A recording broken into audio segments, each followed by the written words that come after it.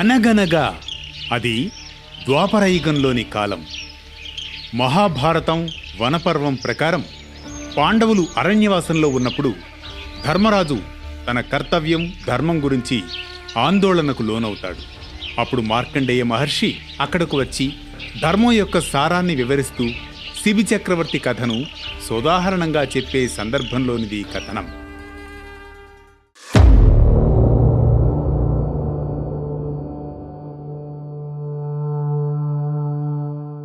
శిబి చక్రవర్తి గొప్ప దాత, పరోపకారం, త్యాగం, దయాగుణాలకు నిలువెత్తు దర్పణం.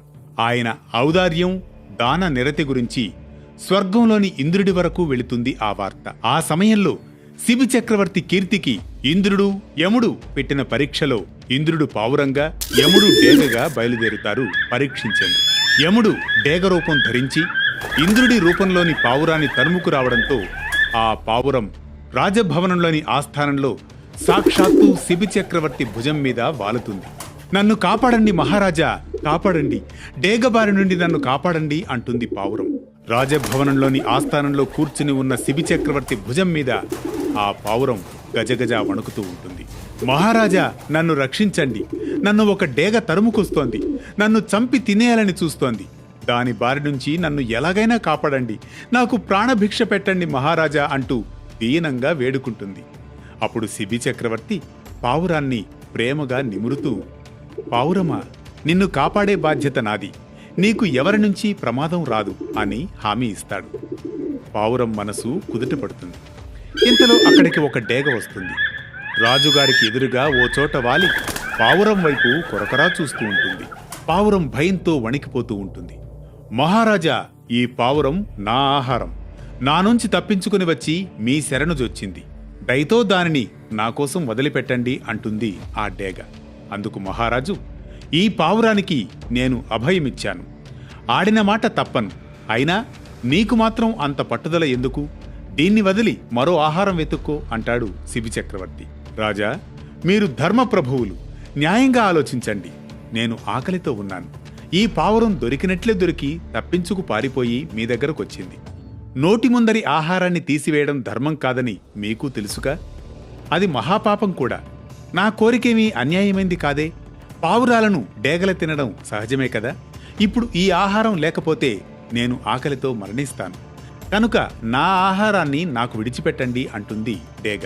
డేగ మాటలకు సభలోని వారంతా ఆశ్చర్యపోతారు. శిబి చక్రవర్తి కూడా ఆశ్చర్యం నుంచి తేరుకుంటూ, ఓ పక్షిరాజమా, చూడబోతే నీవు ధర్మాధర్మ విచక్షణ తెలిసిన దానిలా ఉన్నావు, శరణన్న వారిని రక్షించడం రాజధర్మమని నీకు తెలియదా? నీ ఆకలి బాధ తీరేందుకు ఏ ఆహారం కావాలో చెప్పు, నువ్వు కోరిన ఆహారాన్ని నీకిస్తాను, అంతేకాని ఈ పావురాన్ని మాత్రం నీకు వదిలిపెట్టే ప్రసక్తే లేదు అంటాడు శిబి చక్రవర్తి. సరే మహారాజా, నేను కోరితే ఏ ఆహారమైనా ఇస్తారా అని గట్టిగా అడుగుతుంది డేగ.